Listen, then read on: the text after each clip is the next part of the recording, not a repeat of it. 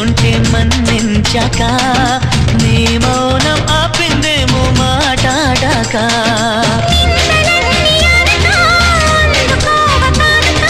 నింగి నుంచి నేరుగా జంట చేరుతానగా విచ్చేసింది అభిసారిక ఉరిమే మేఘం అప్పుడే కరిగిందా బిలిబిలి స్వరముల చెలిమిని చిలికిన కలలై కురిసింది